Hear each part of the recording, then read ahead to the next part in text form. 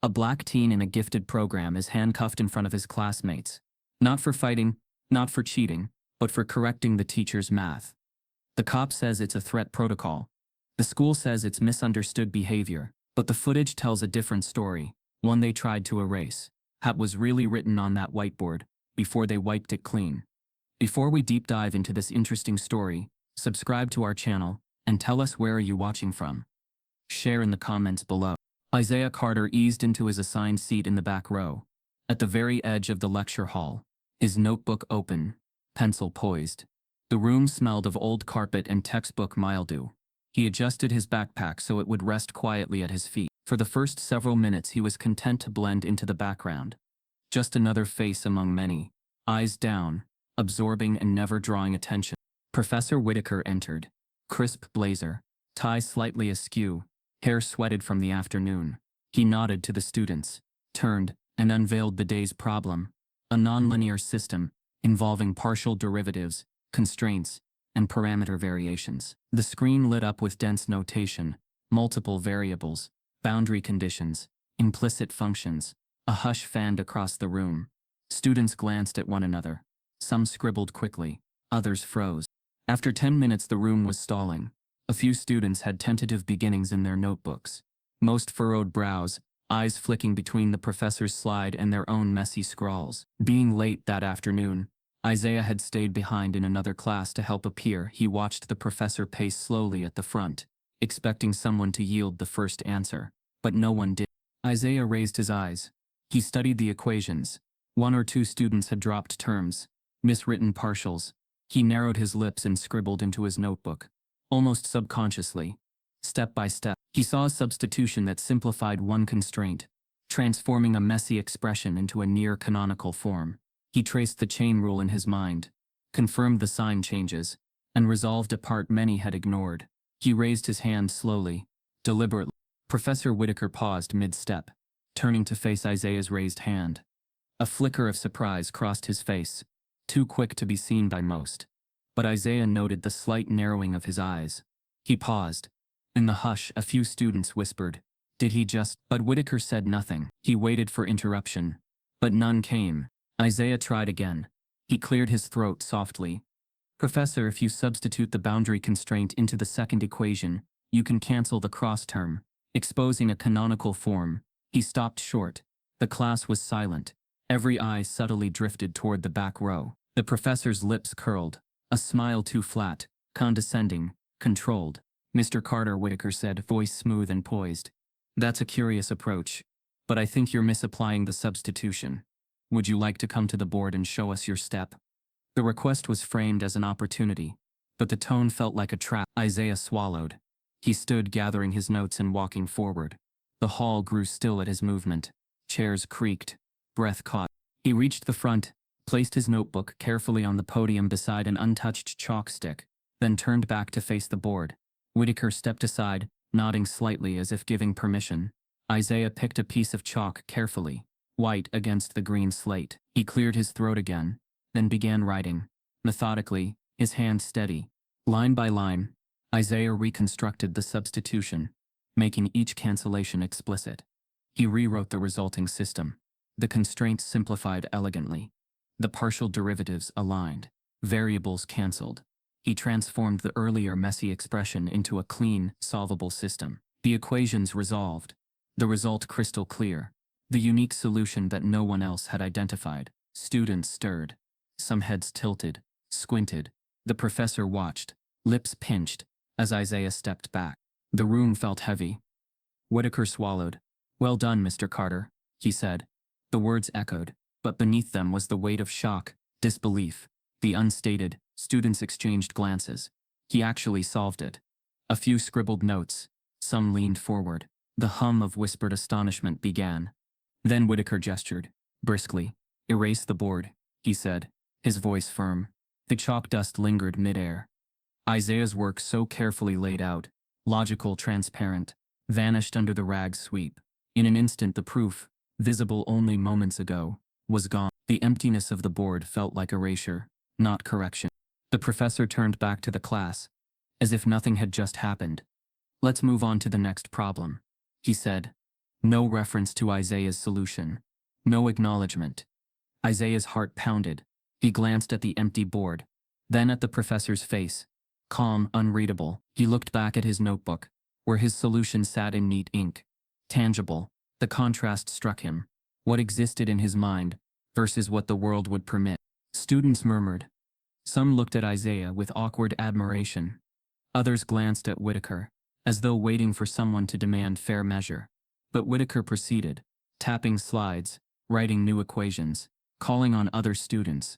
The class resumed, but the tension remained. Isaiah returned to his seat slowly, hand trembling slightly, mind spinning. He sat, opened his notebook, fingers trembling, eyes flicking toward the professor. He doubted. Had he imagined parts of it? Was his reasoning flawed? But his mind replayed each step, and he felt the logic solid. Something inside him burned. The knowledge was there, but something external was already trying to suppress it. At the back corner, a girl he'd never spoken to, named Cassie, looked at him, eyes wide, mouth slightly parted, as if wanting to say congratulations but not daring. Isaiah closed his notebook, clasped his hands in his lap, breathing shallow. The class dragged onward, further problems, further derivatives, but nothing else registered. In his mind, every gaze that flicked his way, every shifting chair, hummed with unspoken acknowledgement and unspoken doubt. When the lecture ended, students gathered their things, filing out. Isaiah remained seated, staring at the blank board. He wondered, would his solution vanish entirely, like chalk dust, or would someone else, someone with status, claim it? As the room emptied, the weight of invisibility pressed heavier on him than it ever had before. He packed slowly. He was invisible in that classroom, until today. Now everyone had seen something. But did they accept what they saw? As he rose, he glanced over his shoulder at Whitaker's face, particularly the tight set of his jaw, the flicker behind his eyes.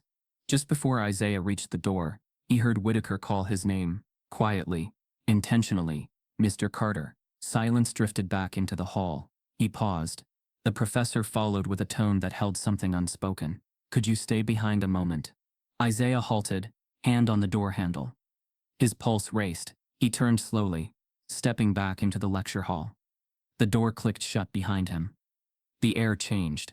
The next words would reframe everything, or shatter it. As the door closed, Isaiah realized he was no longer invisible, and Whitaker's next move would decide if that visibility destroyed him or elevated him.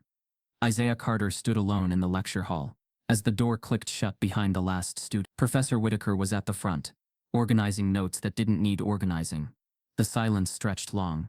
The board still glowed faintly from the overhead projector, empty but not forgotten. Sit, Whitaker said, gesturing to a front row chair. Isaiah obeyed. For a moment, neither of them spoke. Then Whitaker finally looked up.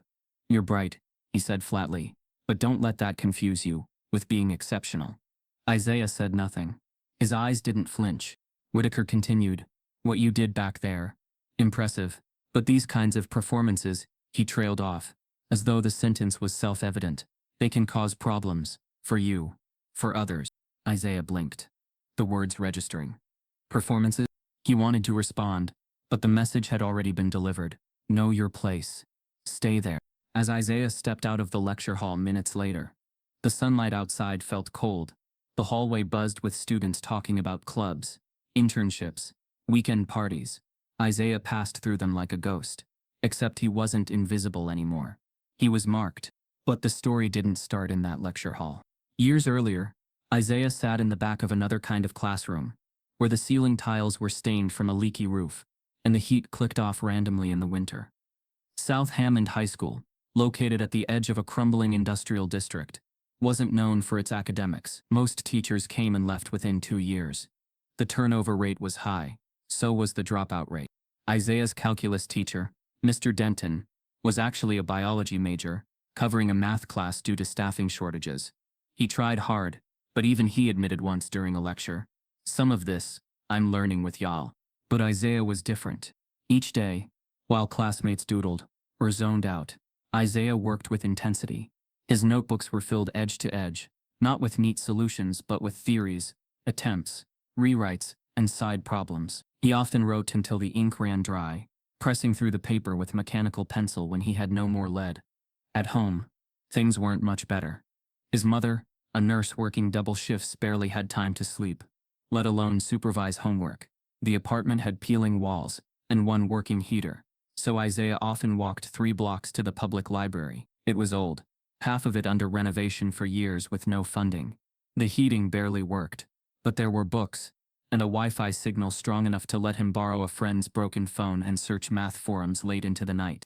Isaiah taught himself multivariable calculus from MIT's open courseware. He watched videos with subtitles, because the speakers talked too fast, and the audio cut out frequently. When the phone overheated, he wrapped it in a towel and stuck it by the window to cool down. Still, he didn't stop. He joined anonymous math forums, posting under a username that hid his age, race and identity, Zeno Limit 84. He submitted answers to problems posted by grad students. He corrected solutions from people with master's degrees. Eventually, someone messaged him, "What university are you at?" He never replied. The irony? The school counselor tried to steer him away from applying to prestigious universities. "There are great community college programs nearby," she'd offered kindly, but with a tone that bruised. "You're a strong student, but those places might not be the best fit for now." Isaiah remembered that meeting like a scar. But what haunted him more was a single test in 11th grade. A standardized exam. One question involved a rotating 3-dimensional shape, a problem Isaiah had seen variations of online. He solved it using an integral transformation method far beyond the curriculum. When his score returned, the principal called him in. "We're flagging this for review," he said. "It's unusually high. Some of the work doesn't match our curriculum." Isaiah had nodded. Not surprised, just tired. It was the first time he understood. Being excellent wasn't enough. Not if you looked like him. Not if you came from where he came from. Not if your brilliance made others uncomfortable. Still, he kept going. A retired professor, Dr. Jacob Harris, volunteered once a week at the public library, helping kids prep for the SAT. He noticed Isaiah solving problems far outside the SAT scope, and asked him one afternoon, "Where'd you learn this?" "Online," Isaiah said, not looking up. Dr. Harris leaned forward. "Would you let me show some of your work to a colleague?" Isaiah shrugged. "Sure." 2 weeks later, Dr. Harris returned with something Isaiah didn't expect. A laptop. Used but functional. "A gift," he said. "From someone who saw your work." Isaiah refused at first. He wasn't used to charity. But the old man insisted. "You have a gift. Let people open doors, just once in a while." With that laptop, Isaiah exploded. He coded his own visualizations, practiced symbolic computation using Wolfram, submitted full proofs to obscure online journals, under pseudonyms. One of his solutions was reposted on a subreddit for PhD students. The comments were full of praise. No one knew the author was a black teenager from South Hammond, with no proper heating. When college applications opened, Isaiah applied to 3 schools only, by fee waiver. One was Berkshire University. He got in. Now, in Professor Whitaker's class, Isaiah recognized the same quiet dismissal he had always seen before. This time, though, he'd made the mistake of showing his brilliance too early, and Whitaker hadn't liked that. The next class was different. It started subtly. The seating chart changed. Assigned seats, Isaiah was moved to the front, directly under Whitaker's watchful eye. His name was suddenly called more frequently, but never for questions with straightforward answers. Always for problems where key variables were missing, or where not enough information was given. Each time, Isaiah answered calmly, accurately. Yet Whitaker would twist the interpretation. He would say things like, "That's one way to look at it," or perhaps in high school that made sense. Always with a smile. Always with that polite poison. Some students laughed. Others looked uncomfortable. No one intervened. Isaiah stopped volunteering answers. But the work kept coming. He scored perfect on assignments, yet received B+ grades, tarnished by vague comments like incomplete reasoning or questionable notation. He appealed to the TA, who told him softly, "It's out of my hands." Emily Tran, the TA, watched all this. Quietly. She had her own burdens in academia. As a Vietnamese American woman, she had fought for visibility too. But what she was seeing now crossed into something else. Something malicious. She approached Isaiah one evening after class. "Can I ask, how do you work these problems?" she said, her voice careful. Isaiah looked up, unsure if it was a trap, but something in her tone was genuine. "I see patterns," he said simply. Everything's connected. I just follow the threads. She paused. Would you ever show me? Isaiah nodded, cautiously. That night, they sat in a study lounge, and Isaiah walked her through his process fluid, intuitive, but mathematically sound. Emily was stunned. She recorded part of it with her phone, not secretly, but for notes. Later that night, she played the clip back twice, then once more. She realized something undeniable. Isaiah Carter was the real thing. But the next morning, something changed. A note appeared on her desk. Don't confuse potential with privilege. Maintain academic standards. Emily stared at the paper for a long time. She didn't know it yet, but Professor Whitaker wasn't just trying to protect his ego. He was preparing to make Isaiah disappear permanently. The following Monday, the lecture hall brimmed with the low murmur of idle chatter, tapping pens and rustling notebooks. Isaiah entered silently, as he always did. But this time, the silence wasn't armor, it was warning. The eyes that followed him to his seat in the front row weren't just curious, they were expectant. Something was different. Professor Whitaker was already at the podium, suit jacket neatly pressed, posture straighter than usual. He hadn't begun class yet. Instead, he stood with an odd calm glancing through the room, as if waiting for someone to take a bait no one yet knew had been laid. Let's start with something challenging, Whitaker said, as the projector flickered to life. A special kind of problem. Something that requires not just intelligence, but true understanding.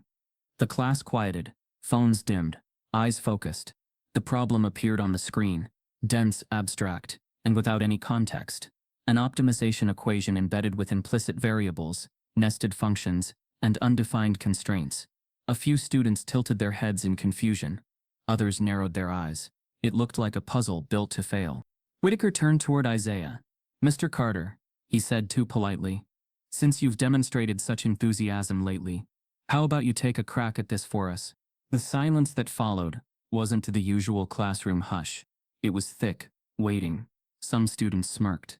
A few leaned in. Isaiah blinked, studying the problem on the screen. Even from a glance, he could see it was flawed. One term contradicted another. The constraint function had no bounded region. There was no domain intersection. It couldn't be solved in its current form. Not meaningful. He knew exactly what this was. Whitaker was setting him up. Not academically, but publicly. Isaiah wasn't being tested. He was being baited. Still, Isaiah rose. His palms were dry this time.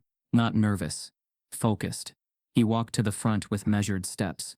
The board stood wide and clean, chalk resting on the ledge. He picked up the chalk slowly. Behind him he could feel the eyes, rows of them, pressing down his back. Some eager to watch him fail. Others curious. A few uncomfortable. The weight of 93 students, and one professor hung in the air like a gavel. Isaiah didn't write. Instead, he stared at the problem again. He wasn't frozen. He wasn't stuck. His mind was moving faster than his hands could.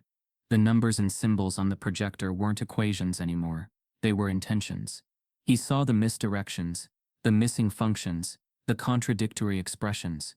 This wasn't just unsolvable. It was designed to expose him. He heard it then.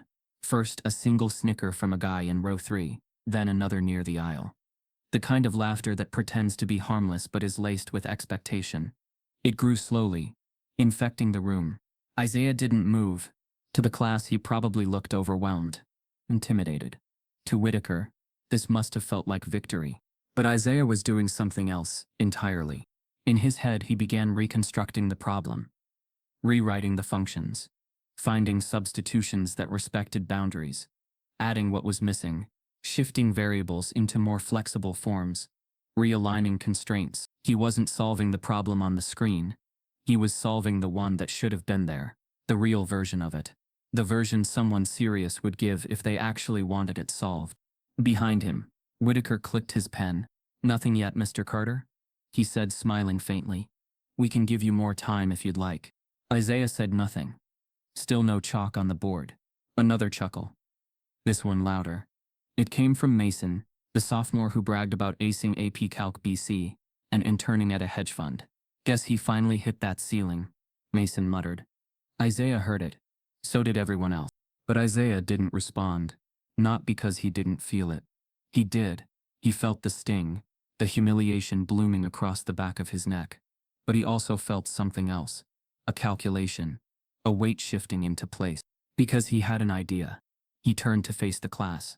"I'll need to modify this," Isaiah said calmly. "As it stands, it's undefined." Some students blinked. Others scoffed. One girl whispered, "He's trying to save face." Whitaker raised an eyebrow. "Undefined? That's a bold claim." Isaiah turned back to the board and finally made his first mark. He didn't start with the problem. He started with the constraints. Then introduced a boundary that hadn't been given. Then created a substitution function. Then rewrote the outer function entirely, maintaining the spirit but correcting the internal logic. It took several lines. By the third line, the class had gone silent again, because what they were watching wasn't a student floundering, it was a mind reconfiguring reality. Line by line, Isaiah built an equation that made sense, that was solvable, that respected the form, but elevated the method. He flipped between modes, algebraic, geometric, even intuitive leaps that made some students shake their heads in disbelief. It wasn't flashy. It wasn't for show. It was quiet mastery. Whitaker's face stiffened. He knew. By the seventh line, Isaiah reached the final expression, clean, elegant, precise. The board was full now, the room dead silent. Isaiah capped the chalk, stepped back. He turned toward the professor, not with pride, but with finality. Whitaker said nothing. And then, slowly, he began to clap. 3 soft, slow claps. The sarcasm wasn't subtle. "Well," he said, walking toward the board. "That was creative, but not what I had in mind." He turned to the class. "Anyone else want to take a more traditional approach?" No hands went up. No one moved. Even Mason was still. Whitaker stood in front of Isaiah's work for a long moment, then reached for the eraser. "No need to dwell on deviations," he said, and erased the board. Again, line by line, the proof vanished. Isaiah's careful logic, his reconstructed reality, his quiet rebuttal gone, as though it had never existed. A few students shifted, uncomfortable. Others kept their heads down. Isaiah stared at the empty board, his face unreadable. He'd just taken a trap and rewritten it into Brilliance. But the board was blank again, history reset, and Whitaker smiled, as if nothing had happened at all. Isaiah returned to his seat. This time, the laughter was gone. The silence wasn't amused, it was unsettled.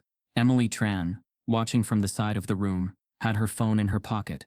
She hadn't planned to record, but something in her told her to press the button halfway through. She had footage. All of it. The board. The solution. The silence. The erasure. She didn't know what she would do with it yet, but she knew what she could do. Isaiah sat down, his mind still racing, not with frustration but with something deeper, something sharper. Because now he knew, this wasn't random, it wasn't petty, it was strategic. Whitaker wasn't trying to stop him from shining. He was preparing to prove Isaiah never belonged there in the first place. Emily Tran had sat through every one of Professor Whitaker's calculus lectures for the past 2 semesters.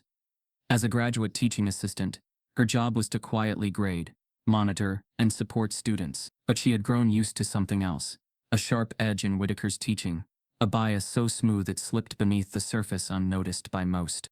That Monday, when Whitaker called Isaiah Carter to the board with his forced politeness, Emily knew something was off. She knew the problem was flawed before Isaiah touched the chalk. She had reviewed it the night before when Whitaker forwarded the slide deck and asked her to make sure the class was prepared for the challenge.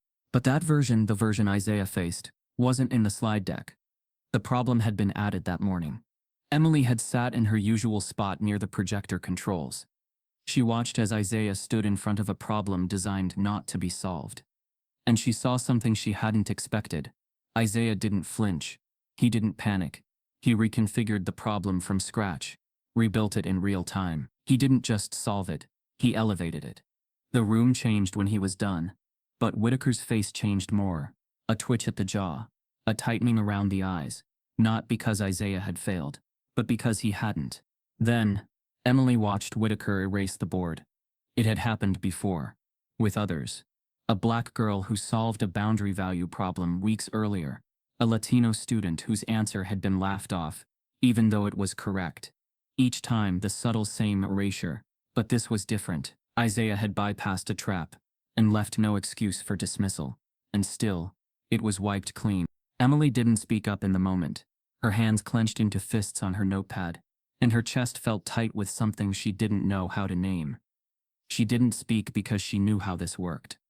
Tenure protected Whitaker. A TA, especially a woman of color, speaking out would be framed as emotional, misguided, or worse, disloyal. But that night, Emily didn't sleep. Instead, she opened her laptop and pulled up Isaiah's homework submissions from the last 3 weeks. Whitaker had let her grade them before he finalized marks. She remembered they were too perfect according to him. Show-offy. He'd lowered one of Isaiah's grades without justification, and she hadn't protested. Now she read every line of those assignments again. Isaiah's notation was methodical, but unconventional. He wrote with fluidity, shaping logic into a kind of math that felt more like music than mechanics. He skipped steps, but not out of laziness. He saw patterns. She realized he had rederived solutions in his own way, not mimicking textbooks but creating his own pathways. She opened a second browser tab and cross-referenced his submissions with known problem sets. Nothing matched. No signs of plagiarism. In fact, some of his derivations weren't in any of the major solution banks. She checked forums, Wolfram, Chegg, Art of Problem Solving. Nothing. Then she did something else. She searched for Isaiah Carter on Reddit. Nothing. She searched XenoLimit84, a username she remembered seeing once in an obscure math subreddit, years ago, known for dropping genius-level answers without ever replying to follow-ups. She found an old post. How do you recognize boundary symmetry in multidimensional optimization when no symmetry is present in constraints? The top answer was from XenoLimit84, an answer so precise and original, it had stunned the thread. Some users called it mathematical poetry. She looked at the phrasing. It matched Isaiah's. She compared equations side by side. Her heart quickened. It was him. Emily leaned back in her chair, breath shallow. That anonymous account, the one with the reputation of a quiet legend online, was a 19-year-old sophomore, hiding in the back of a classroom where he was being treated like a cheat. Suddenly, everything clicked. The erasures, the silent belittling, the public challenges, the mysterious errors in his grading. It wasn't just bias. It was strategy. Whitaker had seen Isaiah's brilliance, and it terrified him. Isaiah wasn't just smart.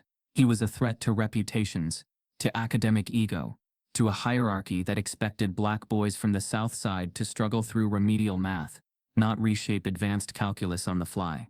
Emily opened her grading folder again and searched for Isaiah's week 4 submission, a problem involving complex eigenvalues. She remembered marking it flawless. Whitaker had downgraded it to a B, claiming lack of justification. She reread Isaiah's answer. It was beyond flawless. It was original. He had used a geometric approach not covered in class, and barely touched in graduate texts, a three-dimensional vector decomposition that not only solved the problem, but taught a better way to see the problem. No way Whitaker didn't recognize that. She closed her laptop slowly, hands trembling. For the first time since starting her assistantship, Emily felt afraid, not of Whitaker, but of what it meant if she stayed quiet. Because now she knew it wasn't just Isaiah. He was just the latest. The next morning she returned to her desk early, before lectures began. She opened her TA portal, pulled up her old files and searched through prior semesters. It was there in the grading history. Same patterns. Students of color marked down disproportionately. Assignments altered. Not all, but enough. Some had even dropped the class mid-semester. There were notes in Whitaker's comments, needs to slow down, too aggressive in solving, confidence without clarity, code words. One student, Marcus DeLeon, had transferred out of the department. Emily remembered him. Smart. Quiet. His grades had mysteriously dipped after a public challenge in class. Another, Nia Jefferson, had disappeared from the math program entirely. And now Isaiah. Emily printed every record she could find and stored them in a locked drawer. She knew what she had to do. But before she could speak to Isaiah, something unexpected happened. A knock at her office door. She opened it slowly. A student stood there, a tall girl with braids and a notebook clutched to her chest. Her eyes were nervous. "Are you Miss Tran?" she asked. "Yes," Emily replied cautiously. "I'm Nia Jefferson's sister," the girl said. "She told me, if anything ever happened again with Whitaker, I should come to you." Emily's stomach dropped. She let the girl in. They sat. The girl's name was Alana. She had just started at the university. She wasn't even in Whitaker's class yet, But she had already heard about Isaiah. Rumors were spreading, and now more students were coming forward. Quietly, carefully. Emily knew this wasn't isolated. It was systemic, hidden, rehearsed. And she had just cracked the first layer. That night, while reviewing archived files, Emily stumbled on a faculty memo marked confidential, containing a name she never expected. Isaiah Carter had been flagged by Whitaker weeks before classes even began. Emily Tran stared at the ink on the page, the printed equations still warm from the department printer. She had known deep down for weeks now, but reading it like this, in her hands, made it impossible to deny. What she held wasn't just advanced, it was revolutionary. She glanced again at the username printed across the header, Zeno Limit 84, Isaiah Carter. There was no doubt now. What she'd discovered in her late-night research wasn't just a fluke of brilliant problem-solving. Isaiah had, for years, been operating in mathematical realms most undergraduates hadn't even glimpsed. At 15, he was cracking multivariable optimization problems reserved for doctoral students, and no one around him had seen it. Or maybe no one wanted to. Emily sat in the faculty lounge, heart thudding. She pulled out a manila folder and inserted the pages printouts of Isaiah's anonymous forum submissions, comments from stunned PhD candidates, and even one thread from 3 years ago, where a post under Zeno Limit 84's name had corrected a minor error in a published journal article. The correction had been right. No one credited it. The thread was eventually locked. She opened a separate window on her laptop, rewatching the class footage she had quietly saved. Isaiah standing at the board, building a flawless solution out of a mathematical trap. His expression then hadn't been prideful. It had been patient, control, like someone used to knowing answers and having them ignored. But Isaiah hadn't started posting online for recognition. That was obvious. He posted like someone with no audience in mind, just a compulsion to solve, to build, to think, like someone whose world only made sense when broken into proofs and reconstructed. Emily traced it back. His earliest posts, dated to when he was just a freshman in high school. Some of them were so advanced, no one had even responded. A few commenters had accused the account of being fake, possibly run by a research team. Others assumed it was a professor trolling the forum for attention, but most of the responses were praise. Quiet, stunned, and baffled praise. One reply had stuck in Emily's mind. This solution reshapes the dimensional constraints more elegantly than anything I've seen in grad school. Whoever you are, your brain is scary. She had smiled when she read that. Scary. Isaiah Carter had been called arrogant, aggressive, disruptive. But what he truly was uncontainable. She looked at the folder again. It was damning, not against Isaiah, but against every adult who had failed to recognize him, every teacher who hadn't advocated for him, every system that had buried him beneath standard curriculum, every counselor who'd told him to be realistic, every professor like Whitaker who'd felt threatened enough to erase him. Isaiah hadn't been overlooked. He'd been systematically unseen. By morning, Emily made a decision. She printed one of the most complex proofs she'd found, an original derivation of a multi-stage dynamic optimization process that hinted at applications in artificial intelligence modeling. She didn't annotate it, didn't watermark it. She just slid it into a clean envelope, wrote for review on the front, and walked it down the long corridor to Professor Whitaker's office. The hallway was quiet. Just past 7:30 a.m., she slipped the envelope under the door. The symbolic reversal wasn't lost on her. Isaiah had been handed a board to humiliate him. Now Whitaker would be handed a proof that he wasn't even qualified to judge. Emily walked away with her heart pounding, not from fear, but from the sheer gravity of what was unfolding. A war was starting, not of fists, but of minds. And the person leading that war had no idea he'd already won most of the battles. She hadn't told Isaiah yet. She didn't want to burden him with hope. Not while the investigation still loomed over his name like a thundercloud. But that afternoon, Isaiah sat quietly outside the lecture hall, headphones in, notebook open. His pen moved in slow, precise loops. Even now, under scrutiny, under threat, he worked. "Can I sit?" Emily asked, voice low. He glanced up, nodded. She didn't speak for a long moment. Just watched his pencil dance across the page. No hesitation, just layers unfolding like petals. "I saw your proof," she finally said. Isaiah didn't flinch. "I don't know what you're talking about," he said flatly. She smiled. "You don't have to. But I printed it." He froze, midline. His pencil lifted. Emily looked at him. You've been hiding brilliance so long. You don't even trust people who see it. Isaiah didn't reply. I left it for Whitaker, she added. Now he turned to her. Really turned. What? I slipped it under his door. No name. Just the work. His jaw tensed. Why? Because it speaks louder than anything I could say. Emily answered. And because I want him to know the mind he's trying to erase has already outrun him. Isaiah stared at her for a long moment. Then he closed his notebook. Don't fight this for me, he said. You'll get burned. I'm already in it, she replied. Might as well fight where it counts. They sat in silence for a while. Down the hall, students filtered in for class. The hum of routine returned.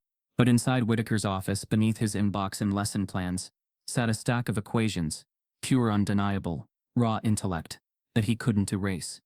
Not this time. And for the first time in weeks, Isaiah allowed himself a breath that didn't feel like it had to be earned. But Emily had missed something. She had printed only one of his proofs. The others, the deeper ones, remained in those anonymous archives, including a series of unsolved problems Isaiah had begun to tackle. Problems so advanced they bordered on uncharted mathematical theory. She didn't know it yet, but those would become the real battlefield. Because someone else had been reading those anonymous posts too, and the next day, Isaiah received a cryptic message from an untraceable email. You're not the first. They did it to me too. The lecture hall was already buzzing when Isaiah Carter walked in 5 minutes early. Students filed in behind him, chatting casually, unaware of what was about to unfold. He moved with a quiet determination, clutching nothing but his black spiral notebook and the same graphite pencil he'd used since the first day of class. There was no professor at the podium yet, no TA at the side desk, no slides on the screen, just the wide green chalkboard, clean, empty, waiting. Isaiah walked straight to it. No announcement, no glance to see who was watching. He picked up the chalk. The same board that had been used to erase his brilliance just a week earlier now stood in front of him like a dare. He didn't hesitate. He began writing. At first, the few students present didn't notice. But when the rhythm of chalk against board grew deliberate, confident, insistent, heads began to turn. One student whispered, "Wait, is he doing that problem again?" He was. It was the same problem, the same unsolvable equation. Professor Whitaker had assigned in front of 93 students as a calculated humiliation. The same one that Isaiah had silently deconstructed, rewritten, and solved, only for his answer to be erased without a word. But this time was different. Isaiah wasn't solving Whitaker's trap. He was transforming it. Line by line, he introduced notations no one had taught in the course. He redefined variables, collapsed interdependencies, and introduced recursive structures that folded back into the original constraints. The board became a living, breathing organism, one that flexed under his control. He moved fast, but never rushed. Every symbol served a purpose. Every transformation made something more visible. Every step revealed a deeper logic. It was no longer a problem. It was a revelation. By the time he hit the fourth line, the room had stilled. Conversations halted. Students dropped their phones, not out of panic, but Isaiah's presence had changed.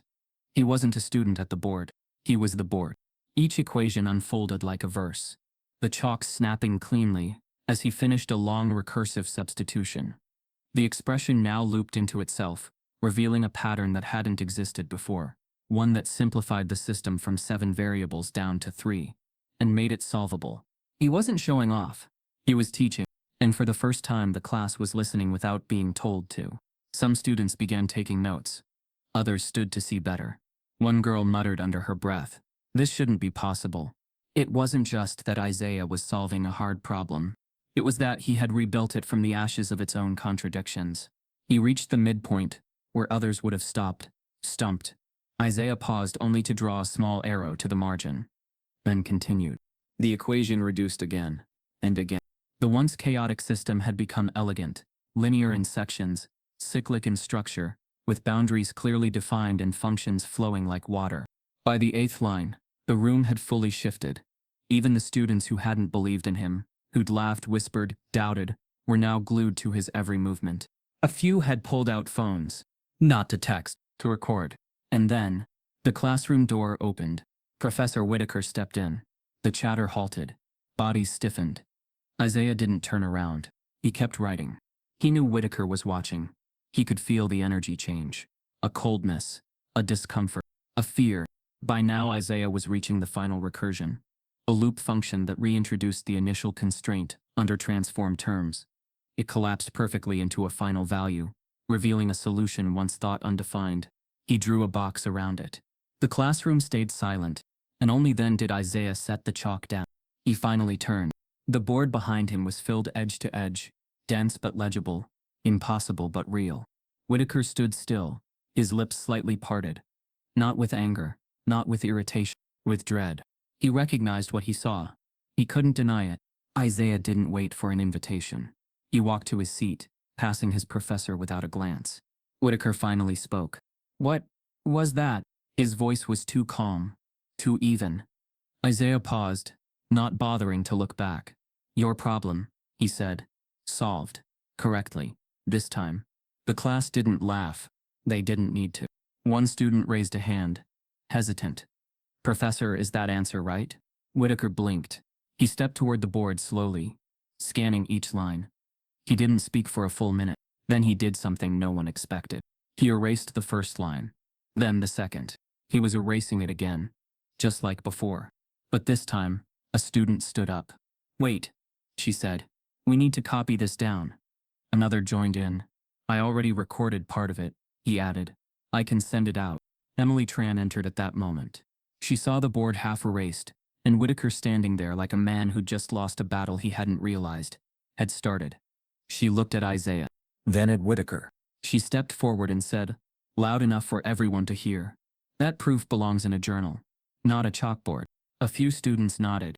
Someone clapped just once, then again, slowly, and it spread. Whitaker stared at them. He didn't know what to do. The authority he had built so carefully through intimidation, through silence, through control, was crumbling. And the one who did it hadn't raised his voice, hadn't even asked for permission. Whitaker turned, walked briskly back to his desk, and sat down without a word. Class hadn't even officially started, but no one cared. The lesson had already been taught. Isaiah opened his notebook, leaned back in his chair, and for the first time since the semester began, allowed himself a half smile. But the smile didn't last. After class, as students buzzed and crowded around him, someone slipped a folded paper into Isaiah's hand.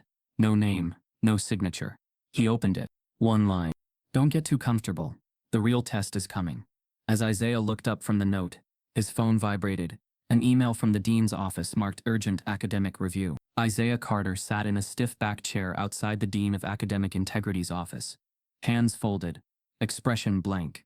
The waiting area smelled like dust and stress. Fluorescent lights buzzed above his head, and the receptionist, a woman in her late 40s with tight lips and over-clicking nails, had barely looked at him when he arrived. He checked his phone. Still no reply from Emily. The email had come just an hour after he stunned the class with his chalkboard revelation. Urgent academic review. Subject line. No details. Just an instruction to appear at 3:00 p.m. He was 10 minutes early. He felt the weight of the folded note in his hoodie pocket. "Don't get too comfortable. The real test is coming." When the door opened, he expected to see a familiar face, maybe a professor, or the assistant dean. Instead, he found himself staring into the sharply lined face of Dean Ruth Callahan, an older white woman known around campus for her strictness and silence. She barely taught now, she enforced. "Mr. Carter," she said without warmth. "Come in." He rose quietly and stepped into the room. The office was as sterile as the hall, white walls, framed credentials. A desk too clean to be real. On it sat a single manila folder. She motioned to a chair across from her. "Do you know why you've been called in?" "I got the email," Isaiah said, her hands folded over each other. "There's been a complaint." "From who?" "I'm not at liberty to say." "Of course not." "The complaint," she continued, opening the folder with deliberate slowness, "is that your most recent in-class solution," she tapped a printout, "was not your own work." Isaiah said nothing. Callahan went on. "According to the report, your derivation mirrors theoretical work from upper-level graduate materials not taught in your course. Specifically recursion models tied to partial differential systems, not introduced until postgraduate studies." She looked up. "Do you have a source for your work?" "My brain," Isaiah said calmly. It wasn't sarcasm. It was truth. Callahan's face didn't change, but her voice did, just a flicker of something colder. "That's a confident answer." Isaiah leaned forward slightly. It's also the correct one. She sighed, folding her hands again. We've seen this before. A student produces something above their level. People get impressed. Then inconsistency appear. Perhaps they've pulled from obscure forums, or shadow tutors, or AI. I don't cheat, Isaiah said. Callahan raised an eyebrow. Then you won't mind demonstrating. Isaiah tensed. Excuse me? She slid a sheet across the desk. It was blank. A math problem would follow. We're requesting a live recreation, she said. You'll be given a fresh, unsolved problem, unpublished. No notes, no calculators.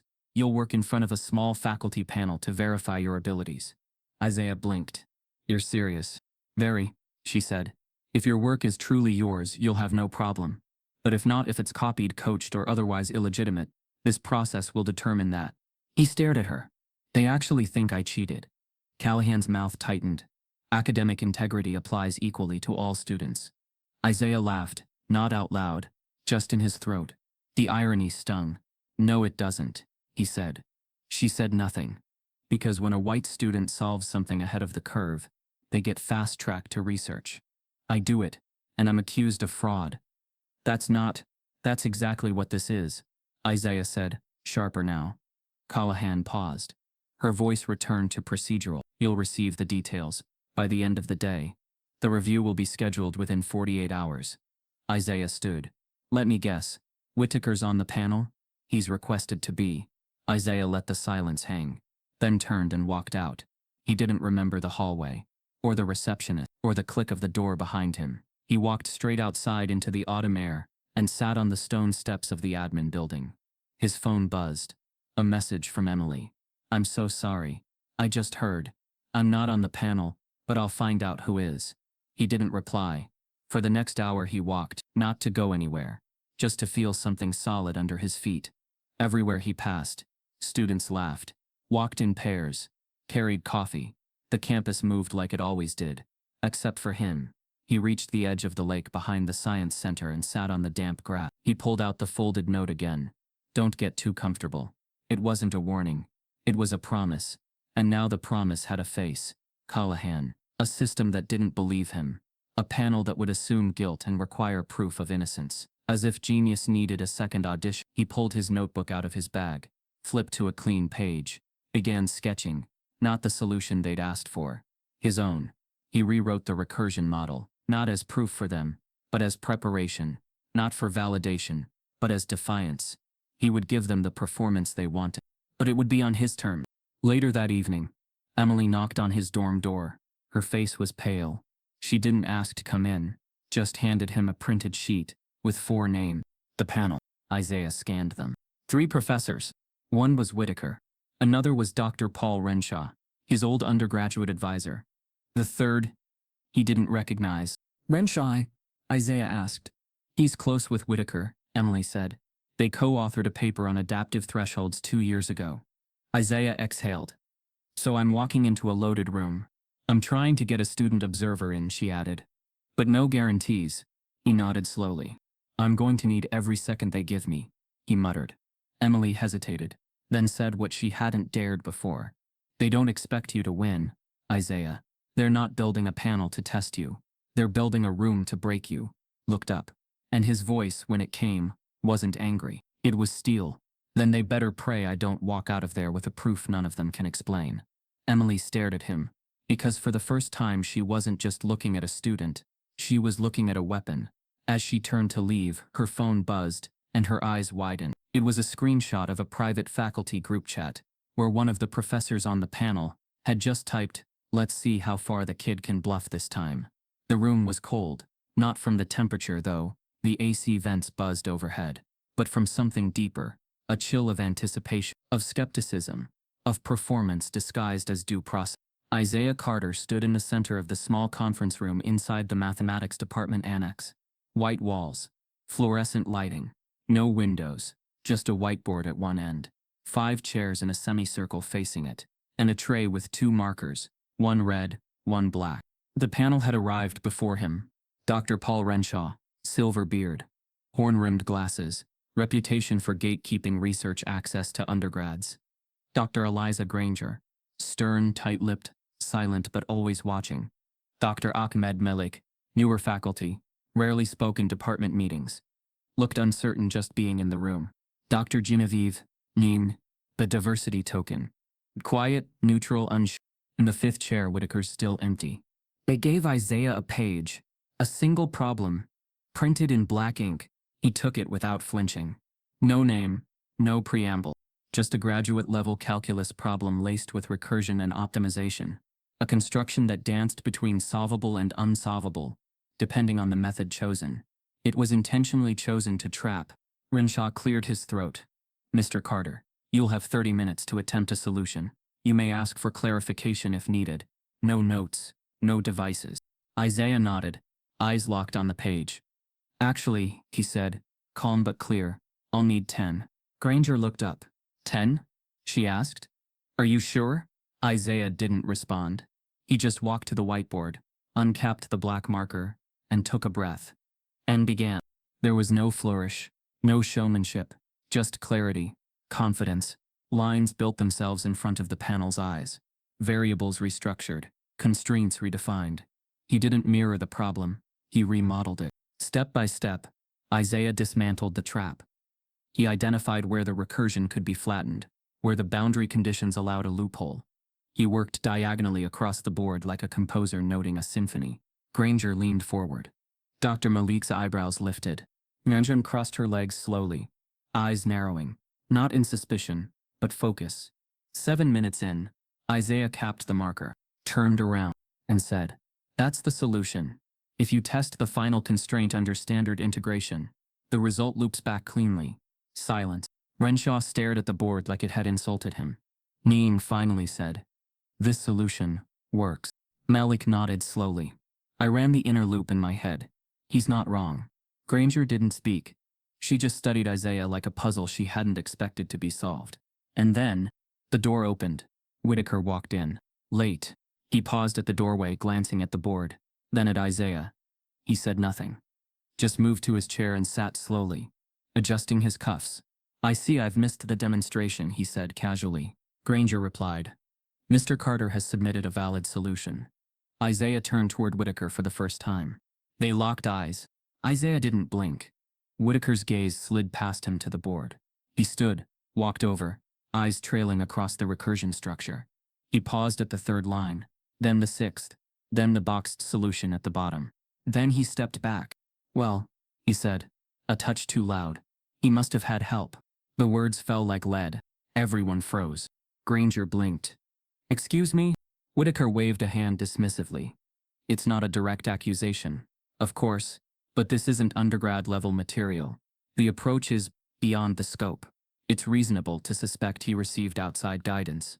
Isaiah didn't move, but his fist clenched behind his back. Dr. Malik spoke next. There's no evidence of that, and this solution isn't copied. It's novel. Whitaker smiled tightly, which is what makes it so curious. Ning turned. Curious doesn't mean dishonest. But Renshaw cleared his throat. Let's not jump to conclusions, he said. Perhaps we bring Mr. Carter in for a second evaluation. A deeper one, with multiple problems. Isaiah stepped forward now. No, he said. All heads turned. No second test. No deeper evaluation. You gave me your problem. I solved it. You don't get to move the goalposts. Whitaker tilted his head. Confident, aren't we? Isaiah didn't flinch. I have to be. You've made it clear that anything less than perfection will be used to tear me down. Granger opened her mouth, then closed it again. Isaiah continued, I know you're not here to measure ability. You're here to confirm a story that already fits your comfort. A quiet black student solves something you can't explain, and instead of asking how, you ask who helped him. He turned to the board, tapped the boxed answer. This helped me. My mind helped me. Then, to Whitaker. You erased this once. You won't erase it again. Whitaker's expression didn't change, but his silence was louder than anything he could have said. Granger finally cleared her throat. Mr. Carter, she said slowly, you're dismissed. We'll contact you once we've finalized the review. Isaiah nodded once, picked up his bag, and walked out of the room. He didn't look back. Down the hall, Emily waited in a chair outside. When he emerged, she stood instantly. How bad? She asked. He stared past her. He accused me. Her face dropped. Did anyone challenge it? Malik. And Ying. A little. Emily exhaled. What now? Isaiah pulled out his phone. Now, he said. Now we make sure they can't bury this. He opened his notes app and began typing. Every line of the solution. Every manipulation. Every recursive reduction. Emily peered over his shoulder. You're going to post it? Isaiah nodded. On your forum? No, he said. Under my name. She froze. Are you sure? I'm done hiding. Let them see what a bluff looks like. Back in the room, the professors debated quietly. Granger was the first to lean toward approval. Malik backed her. Ming said she needed time. Rinshaw hesitated. And Whitaker. He sat in silence, fingers steepled, face unreadable. But beneath the table his knee bounced. Across campus, Isaiah's post went live, with screenshots of his proof, a timestamp, and a single caption, original work. No erasures this time. 30 minutes later it hit 10,000 shares, and then a journalist reached out. Emily Tran sat hunched over her laptop in a dark corner of the graduate student resource lounge, the overhead lights long turned off. Her only illumination came from the screen, a pale blue glow reflecting off her glasses, her fingers dancing over the keyboard with careful, almost surgical precision. It was past midnight. She had said she'd just look for a minute, maybe poke around, maybe find something subtle enough to raise an eyebrow. But what she found instead opened a chasm, through a quiet back door left unintentionally open in the university's internal system, an archived faculty memo from years back. Emily accessed a series of shared drive folders, intended only for full professors. Most of it was harmless, meeting agendas, budget proposals, curriculum changes, but tucked in a subfolder, labeled Mentorship Assessment 2017-2022, she discovered something else. A document marked Confidential Whitaker Notes. She clicked. It opened into pages, rows and rows of personal notes Whitaker had made about dozens of students over the past 5 years. It wasn't an official performance record. It wasn't linked to any grades or evaluations. It was informal, raw and unfiltered. And it was damn too confident for his background. Thinks he's ahead of the curve, but shows signs of overreach. Polished on the surface, immature underneath. Most of the names were black and brown students. Most of the notes had a similar flavor, belittlement cloaked in professionalism. But then came the entry that made Emily sit up straight. Carter, Isaiah, sophomore. High aptitude, shows creative fluency with advanced topics. Possibly self-taught, not a team player. Strong ego, needs checking. Smart, but not that smart. They always hit a ceiling. She read that line 5 times. They always hit a ceiling. Her chest tightened. It wasn't just arrogant. It wasn't just biased. It was a worldview. A belief system.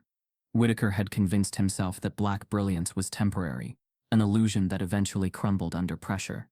And worse, he was actively working to manufacture that collapse. Emily scrolled further. There were notes about class participation, grading adjustments, disciplinary red flags, students who'd been marked resistant to guidance, or overly argumentative, many of whom had quietly left the department or changed majors. She recognized some of the names. One was Marcus de Leon. Another was Nia Jefferson. She kept digging. A spreadsheet titled Performance versus Perception flagged cases. Each row showed the same pattern. BIPOC students who'd received excellent scores on assessments, but were mysteriously marked down in classroom demeanor, attitude, or collaboration. Whitaker had tracked their arrogance as a metric. Red flags marked the students he considered problematic, and Isaiah was flagged in bright red. Emily's hands shook as she hit Command-Shift-4 and began taking screenshots, row by row, page by page. When she reached the final page, she stopped cold. At the bottom of the spreadsheet was a field labeled Mitigation Strategy. Under Isaiah's name, publicly challenging class, undermine confidence, redirect peer perception. Her stomach turned. This wasn't bias. It was sabotage. She pushed away from the table and stared at the screen. Her pulse was thunder in her ears. Everything Isaiah had endured, the erasures, the grades, the setup problems, the whispers, the accusations. It was all by design. She pulled out her phone, opened her photos, scrolled past pictures of textbooks and lecture slides and scrawled whiteboards until she reached what she'd screenshotted hours earlier. Isaiah's in-class solution, the board still full before Whitaker had erased it. Then she opened her messages. To press Applied Matters Journal. Subject: urgent. Faculty academic misconduct. Attached 38 screenshots. She didn't sign her name. She didn't need to. An hour later, the confirmation came in. Your submission has been received. An editor has been assigned. Emily sat back, her hands trembling. She'd done it. She'd finally pulled back the curtain. But what she didn't know, what no one knew yet, was that the curtain she had just ripped down revealed more than just a manipulative professor. It exposed a rot in the very foundation of the department. The next morning, the article hit quietly. At first, leaked emails suggest racial targeting in elite university math department. Within 2 hours, it had 200. By noon, it trended on Twitter. By 3 hours p.m., Isaiah's inbox was full. Reporters, students, strangers across the country. And by 5 p.m., the university issued a vague statement. We take allegations seriously and are currently reviewing internal documentation. But Whitaker hadn't said a word. Not to the media. Not to the department. Not even to the students. He didn't show up for class. No out-of-office reply. No email blast. Just a shadow where his presence had once loomed. Emily sat in her TA office as students passed in the hallway, whispering, phones out, screens glowing with screenshots of Whitaker's remarks, Isaiah's chalkboard, and the now infamous spreadsheet. Her door creaked open. Isaiah stepped in, eyes bloodshot but focused. You sent it? He asked. She nodded. I had to. He sat down slowly, quiet for a long time. Then he looked at her, and for the first time she saw something behind the exhaustion. A rage that had gone silent for too long. They tried to erase me, he said. Line by line. They tried to erase all of you, Emily replied. But now it's written down, everywhere. They both sat in the silence, breathing in the weight of it. Outside the building, students gathered. Protest signs began appearing. News vans parked. The dam had cracked. The institution had been exposed. But Isaiah knew deep down that exposing the rot was just beginning. Because systems don't just collapse when the truth is revealed. They double down. That night, a private faculty memo was leaked to the press, revealing an internal push to suspend Isaiah pending a review of his online conduct. It started with a headline that sounded more like a movie title than a piece of journalism. Professor tries to humiliate black student genius fails spectacularly. Posted by EduMatters Journal at 2:34 a.m. It was buried in the early morning scroll of graduate students, education watchdogs, and a few night owls. By 6 a.m., it had 30. By 9 a.m., it was on Reddit's front page. By noon, it had passed 2 million. Isaiah Carter's name was everywhere. So was the board. The photo, a still from Emily Tran's quiet footage, captured him mid-solution, back to the class, hand mid-air. Chalk paused at a recursive function just before collapsing a variable. The board behind him looked like something out of a physics lab, a black and white constellation of logic. The image went viral. Someone added a caption. This is what unrecognized genius looks like. Another tweet compared Isaiah to John Nash, but with twice the clarity and none of the protection. Within hours, journalists from Vox, NPR, and The Atlantic were digging through university press statements. Isaiah's face, until then unknown, was being shared alongside the screenshots. Emily had leaked the spreadsheet, the notes, and that single damning quote from Whitaker. He's smart, but not that smart. They always hit a ceiling. By 2 p.m., every student on campus knew. By 3 p.m., a protest formed on the main lawn. They carried signs that said erased but not forgotten. Black brilliance isn't a threat. Unflag the genius. Isaiah didn't attend. He watched from his dorm window, jaw clenched, eyes distant. Emily sat beside him, quiet. Her phone wouldn't stop vibrating. They're organizing a walkout, she said. Department-wide. He nodded slowly. But his face didn't soften. You okay? She asked. He turned to her. Not yet, because the exposure hadn't come with relief. It had come with a new fear. Not would they try to destroy him again, but how? The university released a statement by evening. The institution is aware of the recent reports involving one of our faculty members and a current student. We are conducting a thorough review and remain committed to fostering an inclusive environment for all. It said nothing. The student paper posted a response article titled, What Thorough Review Means When You're Black. Inside the administration building. Meetings ran late. Legal counsel was called. A press team advised temporary distance between Whitaker and the classroom. But it was too late. Screenshots had been shared globally. The story had reached international outlets. In London, The Guardian published a headline: American calculus scandal sparks debate over racism in academia. Whitaker's name trended on Twitter. So did Isaiah. One side called him a genius, a prodigy, a prodigal son of math from a city that had never nurtured him. The other side, whispers of fraud, of exaggeration. There's always more to the story, some users typed, hiding behind fake usernames. But then the full video leaked. Isaiah at the board, the complete proof. Uncut. And suddenly there was no room for doubt. The clarity of his thought, the elegance of his movement, the solution that left professors stunned, the erasure by Whitaker that followed. Unforgivable. A verified Stanford professor retweeted the video with the caption, "This student is solving graduate-level recursion structures without a textbook. Let that sink in." Then came the twist no one saw coming. At 6:43 p.m., Isaiah received an email, subject invitation to visit, MIT Institute for Advanced Studies. Message was brief.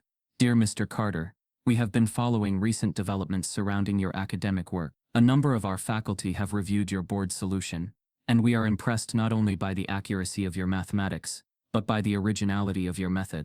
We would like to formally invite you to visit MIT's Institute for Advanced Studies for a week-long research preview and mentorship program, fully funded.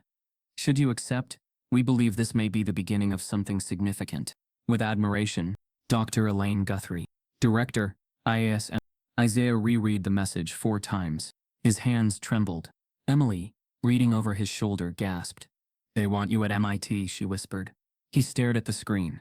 His voice was barely audible. "They actually saw me." He stood slowly. The weight in his chest shifted. Confusion, disbelief, maybe even a hint of joy. But just as the wave of possibility crested, his phone lit up with a campus alert. Urgent. A review board has been convened to address academic conduct issues related to your recent posts. You are required to attend a hearing within 48 hours. Isaiah froze. "What the hell is this?" Emily asked. He clicked the alert. It linked to a message from the dean's office. A new charge. Violation of campus communication policies. Emily grabbed his phone. "They're trying to get you on a technicality." Isaiah didn't blink. "They're trying to silence the post," he said.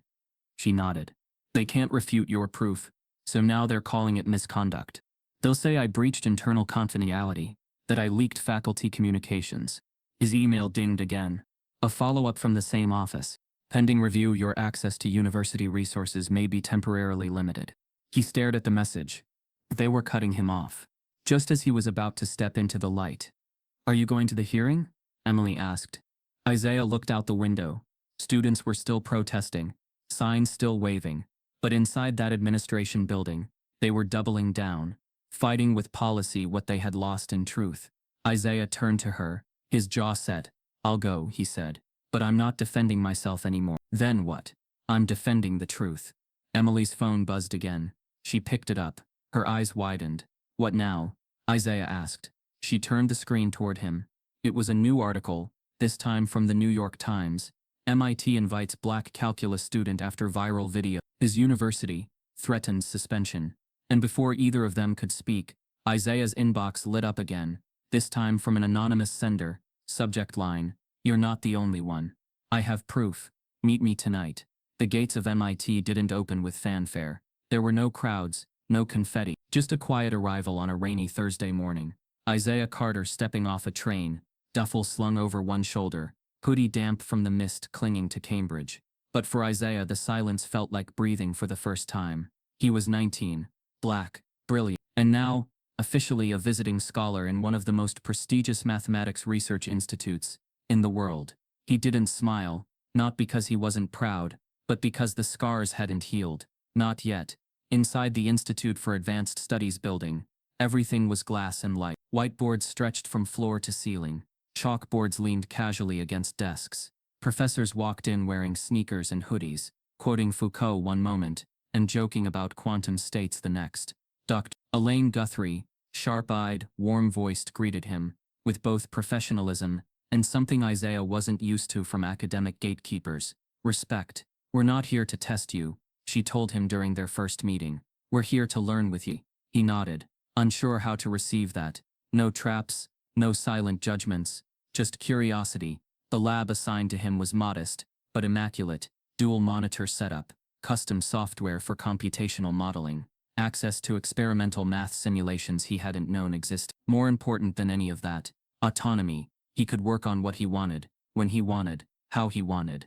Still, Isaiah carried every moment of Brookshire with him, the erased boards, the silent meeting, the phrase that echoed even here, under his breath sometimes like a prayer or a curse. They always hit a ceiling. Each time a professor paused too long after he answered. Each time someone asked him, "Are you sure that works?" Each time he offered a solution and saw someone blink a little too slowly. He flinched. He questioned himself. MIT was not Brookshire. But the shadows followed. At seminars, Isaiah often sat at the edge of the room, watching others raise their hands first. Not he lacked answers, but because he still heard the whisper of doubt before the sound of his own voice. Once a visiting scholar presented a proof that Isaiah recognized as flawed, a simple sign inversion that collapsed the whole model. Isaiah knew it instantly, but he said nothing, until another grad student, white overconfident, spoke up and pointed it out 10 minutes later. The room applauded. Isaiah smiled politely. Inside something clenched. Brilliance doesn't erase trauma. Recognition doesn't erase memory. Visibility doesn't make you safe. One afternoon, Dr. Guthrie stopped him after a research session. "You always hesitate before you speak," she said gently. "You don't have to." Isaiah gave a non-committal shrug. Old habit. But she wasn't convinced. "Not all labs are traps, Isaiah." He nodded but didn't believe her. Not fully. Then came the panel announcement. An interdisciplinary symposium, open to faculty, visiting scholars and students, hosted at MIT and live-streamed globally. The title, "Decoding the Barrier: Why Systems Fail to See Black Genius." Isaiah saw his name listed among the breakout session speakers. Just below it, keynote panel, "The Future of Pedagogy and Theoretical Mathematics." Panelists: Dr. Elaine Guthrie, Dr. Reza Nouri, Dr. Harlan Gray, Dr. Franklin Whitaker. Isaiah's heart dropped into his stomach. He blinked once, twice. It was real. Man who had humiliated him, erased him, targeted him, and tried to destroy his future was speaking at the same event. At MIT, Emily had warned him months ago. Systems double down when they're exposed. Now he saw it. Whitaker wasn't hiding. He was rebranding. His bio read, "An advocate for inclusive learning, author of Beyond the Curve, Teaching Equity in STEM." Isaiah stared at the screen, rage burning behind his ribs. This wasn't a mistake. This was a chess move. Isaiah had fought to be seen. Whitaker had pivoted to be praised. And now the world, some of it, was clapping for him. Isaiah printed the panel flyer, folded it, and stuffed it into his notebook. He skipped dinner. Instead, he went to the empty research lab, after hours, and stared at the whiteboard for 2 full hours, writing nothing. What could he say? What could he do? If he challenged Whitaker publicly, he'd be accused of bitterness, of undermining progress. If he stayed silent, Whitaker would own the stage, rewrite the narrative. He pulled out his notebook, turned to a blank page, and started writing not a formula, but a question. What does justice look like when the villain is applauded? He stared at it, closed the note, and for the first time since arriving at MIT, he didn't feel brilliant. He felt small. The next day, Isaiah approached Dr. Guthrie in her office. She looked up surprised. "You're early. I need to talk to you," he said, voice steady. She listened. He explained everything, not just what Whitaker had done, but the impact, the damage, the buried names, the proof Emily had found, the panel stacked against him, the internal memo, and now this. Guthrie sat still for a long time. When she finally spoke, her voice was low but firm. "I had no idea." Isaiah believed her. "But now that you do," he asked, "what are you going to do?" Guthrie leaned back in her chair. "I can't remove him," she said honestly. "The invitation came from an external partner, but I can make sure you're not on a stage alone." Isaiah's throat tightened. "What does that mean?" She handed him a form, a speaker addendum.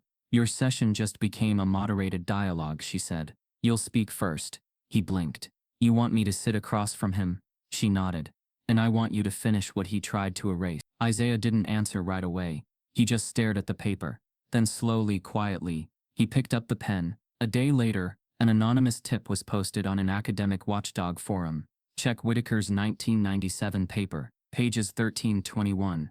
Compare it to a student thesis from 1995. Malcolm Reese. The theft runs deeper than anyone knows. The MIT auditorium was packed by the time Isaiah walked in through the side door. Faculty from across the country had flown in. Journalists stood clustered in the back. Rows of students filled every seat, buzzing with a nervous energy that hung thick in the air like static before a storm. Isaiah adjusted the collar of his black button-down shirt and scanned the crowd. Near the front row, he spotted Dr. Elaine Guthrie, stoic, calm, her nod of encouragement small, but grounding. Behind her sat Emily Tran, fingers laced tightly in her lap, her eyes fixed on the stage. This wasn't just a panel. This was a reckoning. The symposium's title, Reimagining Genius, Equity, Access and Mathematical Excellence, sounded like an attempt at diplomacy. But everyone knew why this room was full. One side of the stage held a single podium marked Visiting Scholar, Isaiah Carter. The other, Senior Fellow, Dr. Franklin Whitaker. The debate format had been heavily negotiated. It would begin with 10-minute presentations by each speaker, followed by a moderated dialogue.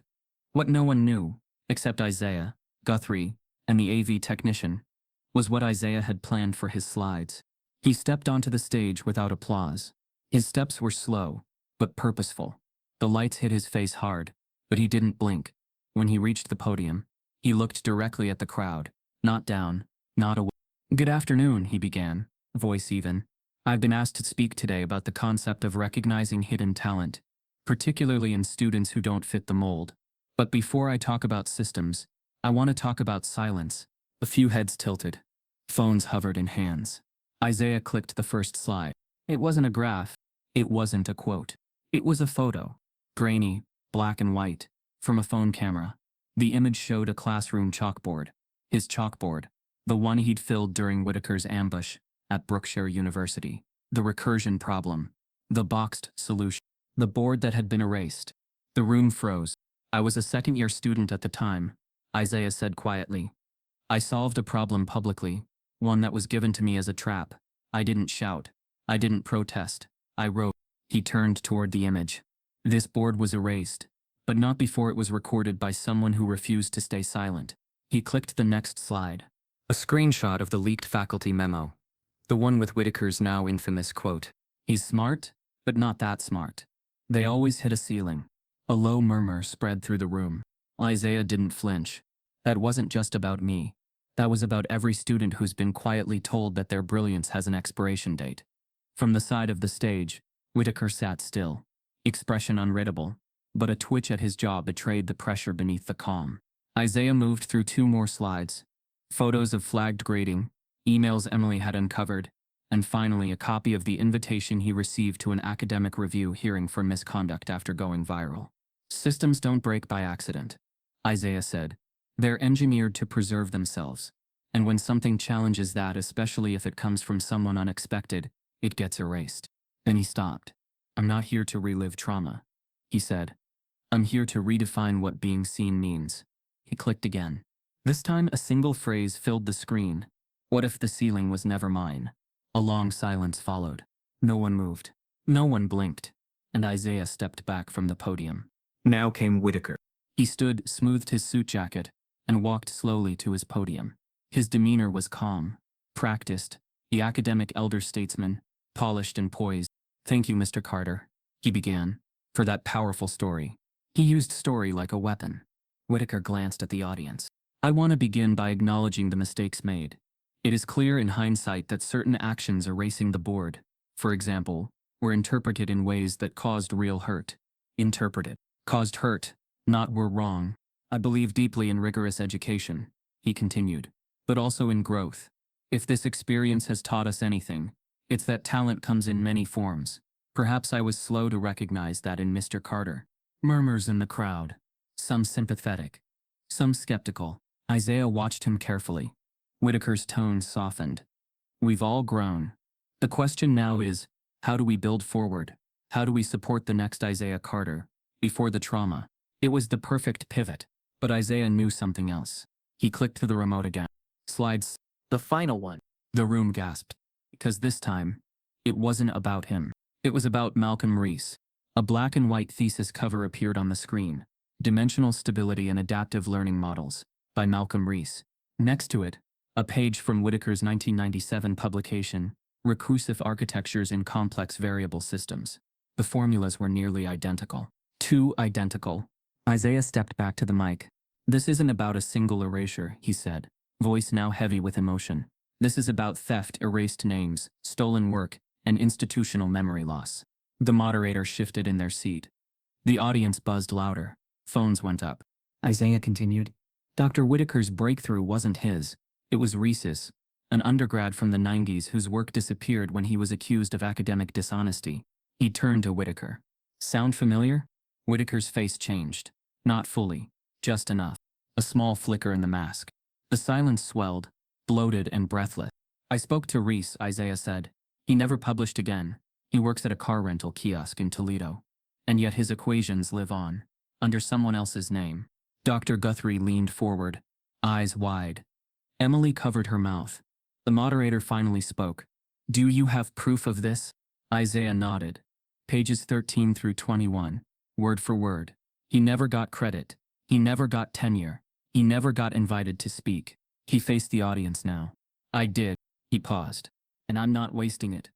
In the stunned silence, Whitaker turned away from the podium, pulled out his phone, and quietly walked off stage. Minutes later, the moderator received a message. Dr. Whitaker has withdrawn from the symposium, effective immediately. The thunder of applause began softly, hesitant, uncertain. A ripple of hands meeting in the front row. A few feet shuffled. Then all at once the room erupted. 4 full minutes. That's how long the clapping lasted. No music. No moderator prompt. Just pure, stunned reverence. Isaiah Carter stood on stage, unmoving, the projector still casting a stark glow behind him. On the screen were 2 equations. One, the deliberately sabotaged problem Professor Whitaker had used to try to humiliate him. The other, a transformed, elegant solution Isaiah had constructed from scratch. Below them, the final slide, a leaked faculty email with Whitaker's handwriting. He's smart, but not that smart. They always hit a ceiling. It had all been laid bare. The racism, the erasure, the theft, and the calculated attempt to contain someone who refused to be small. Whitaker was gone. He hadn't even waited for the moderator's closing remarks. He'd slipped out of the auditorium through the side exit. Head down, phone in hand. Later an announcement confirmed it. Franklin Whitaker has withdrawn from the symposium, and will no longer be speaking at any future engagements. What it didn't say, what didn't need to be said, was that his career in academia had ended the moment Isaiah clicked that final slide.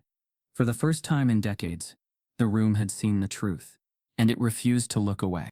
But Isaiah wasn't smiling. Not when the moderator declared a break. Not when people approached him, hand outstretched, voices trembling with admiration. Not even when Dr. Elaine Guthrie whispered, "You did it." Instead, Isaiah turned and walked off stage, passed through the green room, and exited through a hallway door near the freight elevator. He sat on the floor, just outside the glowing glass of the auditorium, hidden from the cameras, away from the celebration, and breathed. His shoulders didn't relax. His jaw didn't unclench. Because despite what the world saw, a prodigy rising, a villain falling, Isaiah felt none of it. No triumph, no justice, only emptiness.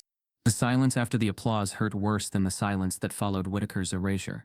Because this one confirmed what he'd feared all along. Even after the truth was exposed, it didn't undo the harm. His voice trembled when he finally spoke, though no one was there to hear it. I didn't win. The door creaked open. It was Emily. She sat beside him without speaking for a full minute. Then gently, "Why do you say that?" Isaiah stared ahead. "I don't feel like I got anything back. Not my first answer. Not the trust I lost. Not the nights I sat wondering if I was just crazy. None of it came back." She nodded slowly. "Maybe it's not about getting things back," she said. "Maybe it's about making sure no one else loses them." He didn't answer. "Look," she continued, pulling out her phone. "There's a new post." She turned the screen toward him. Ceiling Breaker was trending worldwide. Photos of Isaiah's whiteboard, quotes from his speech, a digital scan of Malcolm Reese's original thesis, now being circulated and credited for the first time in 28 years. One post read, "They tried to erase his work. He made it the curriculum." Another, "This isn't about a single student. It's about every quiet genius who's been told they're too much, too early, too black." Even more surprisingly, a message from MIT's Office of Institutional Research. Effective immediately, a full internal review of faculty mentorship practices and publication ethics has been initiated. Emily scrolled further. You didn't just end Whitaker's career, she said softly. You started something. But Isaiah didn't respond. Instead, he opened his own phone, stared at the last message Malcolm Reese had sent him before the symposium. Don't let him rewrite your story. They already did that to mine. Isaiah swallowed hard. Have you spoken to Malcolm? Emily asked. He nodded. You watched it live. You think he's okay? Isaiah shrugged. I think he finally saw someone do what he couldn't. Emily turned toward him. But you did it because he couldn't. Isaiah looked down at his hands. Why does it still feel like a loss? Because it was, she replied. But now it's something else too. They sat together in silence, as voices inside the auditorium grew louder again. The break was ending. Another panel would begin. But the energy had shifted, from critique to reckoning. And the outside world had taken notice. By nightfall, 3 more academic institutions had issued statements in support of investigating systemic barriers within their math departments. A small progressive publishing house contacted Isaiah about turning his board notes into an annotated textbook. The New York Times posted an op-ed titled, From Erased to Empowered, How Isaiah Carter Quietly Changed the Face of Math. Isaiah turned off his phone. He didn't need the articles. He needed air. He stood and walked to the side entrance of the campus library, where the old ivy grew thickest. He remembered walking through buildings like this at Brookshire, unnoticed. Just a face. Just a student with a notebook no one believed in. Now? People listened. But they also expected. Expected him to speak, to lead, to represent, to carry more than just equations, to carry a movement. And he wasn't sure he was ready. That night, he sat at his desk in the quiet of his MIT dorm. He stared at an empty notebook. Not math this time. Not recursion, just a blank page. He wrote one line. Where do the erased go when they stop trying to be seen? Then he flipped the page, started again. But this time, not for the institution, not for the internet, for the next Isaiah Carter, the next Malcolm Reese, the one still hiding brilliance beneath layers of shame and doubt. Just as he set the notebook down, his phone buzzed with a blocked number. He answered, and a voice on the other end said, Isaiah, I've read your work. I'm building something new. I want you to lead it. Isaiah Carter declined the cover stories, the morning show appearances, the podcast interviews, the New York publishing houses, with their fat contracts and offers to turn your journey into a best-selling memoir. He declined them all. He didn't want to become a symbol. He wanted to become useful. Weeks after the symposium fallout, when the press storm finally began to ebb and Whitaker's name faded from news cycles, Isaiah made his decision. He moved back home, Detroit, not to escape, not to hide, but to begin. On the west side of the city, where cracked pavement led to shuttered libraries and schools that hadn't been updated since before his mother was born, Isaiah opened a small community center, 1 room, 10 folding chairs, whiteboards scuffed from years of use. He called it the Ascent Lab, not a non-profit, not a program, a laboratory for genius that no one had bothered to look for. He didn't advertise, didn't try to get press. He let the neighborhood talk, let it whisper his name into barbershops and high school lunchrooms. Soon they came. Kids, 10, 15, then 25, bright-eyed, restless, some of them loud, most of them quiet, all of them gifted, but none of them had been told they were. At the front of that makeshift classroom, Isaiah stood with trembling hands and dry mouth during his first session. He hadn't taught before, had never led anything like this. He looked down at the lesson he'd written out the night before, only to crumple it mid-sentence. You already know this, he told them. You just don't know that you know. The students stared.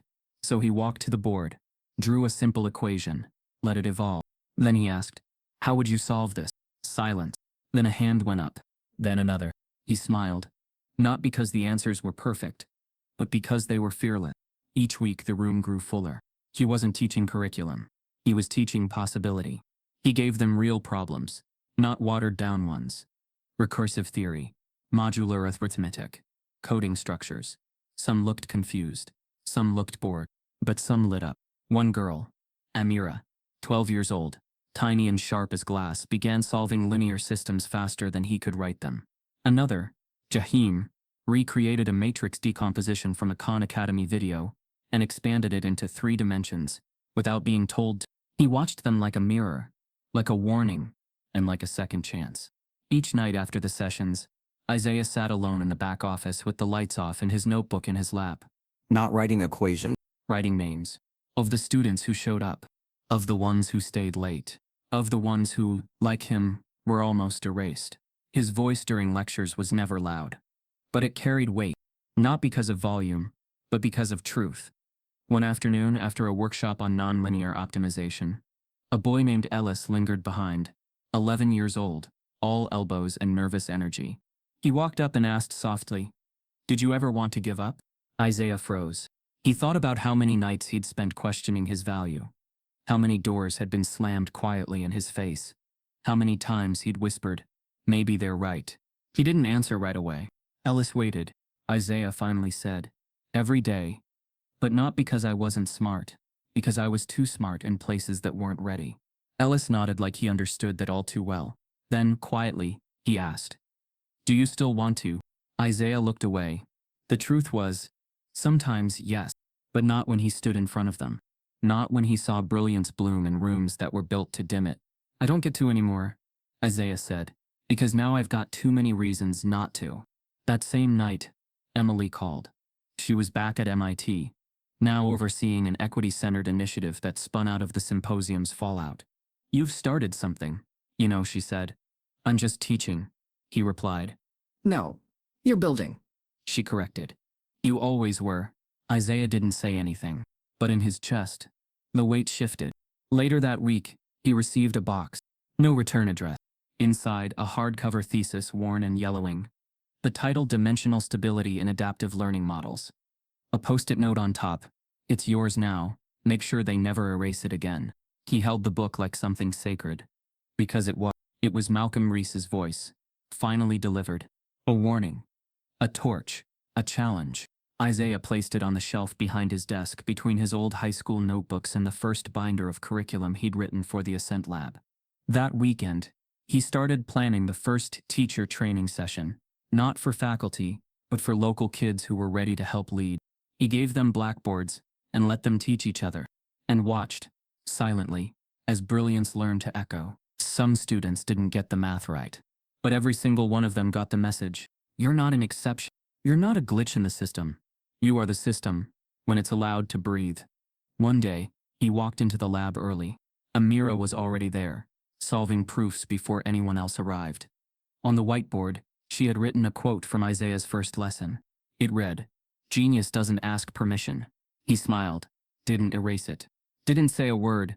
That evening, as Isaiah locked the door, his phone buzzed. An invitation to a conference for national education leaders.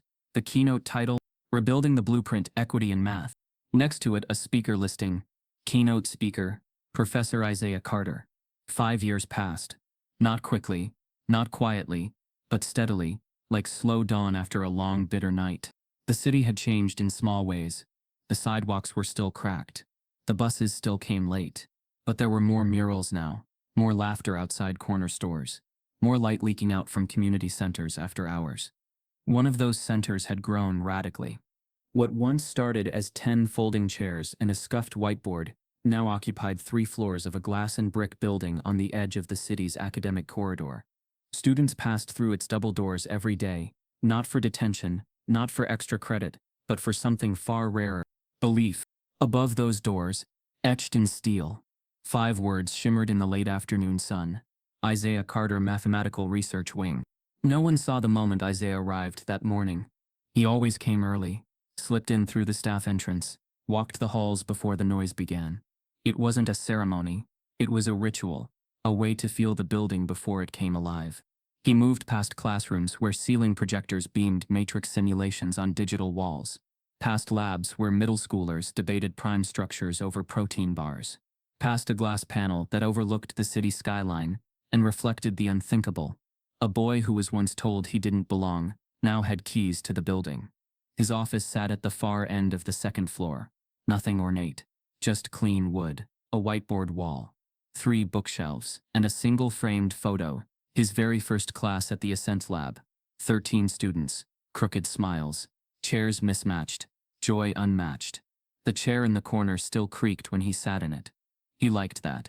It reminded him that brilliance never needed polish. On the board behind his desk, in thick, clean black marker, were 3 words: "Everyone gets seen." Not a slogan. A vow. His students repeated it every time they entered the room, like a mantra to reset the story they were told outside. At 8:01 a.m., his first class filed in. Some came dancing, others came groggy. One was already writing equations in the margins of her hoodie sleeve. Another was humming under his breath, tapping the rhythm of a Fibonacci sequence on his desk. Isaiah stepped to the front, marker in hand. "All right," he said, same as he did every morning. "Tell me what they told you couldn't do." The hands shot up, not all at once, but enough. Some kids said math, others said college. A few just said be smart. He nodded each time, then began the lesson, not with formulas but with questions. Not with steps but with story. Each unit he designed wove real-life situations into abstract math. Architecture in low-income housing design, data science through public transit analysis, recursive models to track food deserts. Proofs became power. Logic became liberation.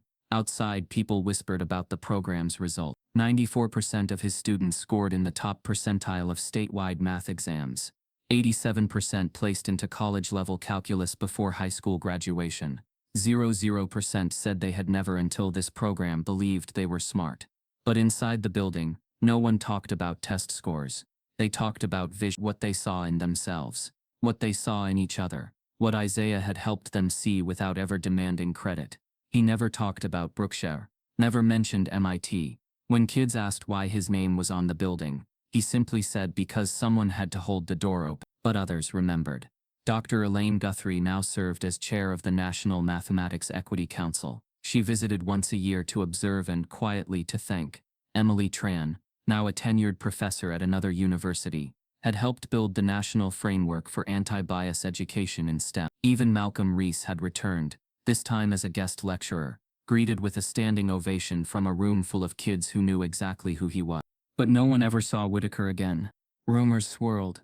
Some said he moved to a small town and started over. Others said he vanished from academia entirely. His papers were still cited, but his name carried a footnote of shame. The damage he'd done was permanent. But so was the resistance that followed. That fall, Isaiah received a letter handwritten scrawled in uneven pen strokes. "Mr. Carter, I was one of the kids they said would never make it past 9th grade math. Last week I taught my little brother how to solve a problem you showed us in week 2. He said he wants to be like me now. I just wanted to say I believe you. And I believe in me. Love, Maya." He kept it in his drawer beside the first notebook he'd used to document Ascent Lab's earliest lessons. Pages filled with fear, hope, scribbled margins, and the shaky beginnings of the system he built himself. A system that saw kids not as anomalies, but as architects. That winter, the building hosted its first ever student research showcase. One student presented a compression algorithm she'd built to reduce file sizes on public school tablets. Another demonstrated a new approach to modeling heat distribution in low-income housing. The youngest, a 9-year-old boy named Tay, rewrote an equation from an advanced physics textbook because the variables were boring. Isaiah watched from the back of the room, arms crossed, pride in his chest. Not loud, but whole. After the final presentation, a parent walked up to him, eyes wet. "I used to think math wasn't for us," she whispered. "Thank you for proving the world wrong." Isaiah shook his head. "They're the proof," he said. "I'm just the chalk." Later that night, when the lights had dimmed and the students had gone, Isaiah walked one last lap around the building. He paused at the front doors, ran his fingers over the steel plate bearing his name. But this time, he didn't feel guilt, didn't feel fraud, didn't feel fear. He felt home. He opened the doors, letting the night air spill in, stood there, waiting, because even now someone out there still believed they didn't belong. And tomorrow, when they walked through those doors, he'd be ready to tell them the truth. Not with speeches, not with slides, just with space, just with belief, just with the 3 words written across the whiteboard: "Everyone gets seen." Because now, for the first time, someone was finally listening. No child should be punished for being brilliant, especially not for the color of their skin. If you believe stories like this need to be seen, not buried, if you felt that silence before the truth hit, then don't scroll past. Type yes if you believe in justice. Subscribe if this broke your heart.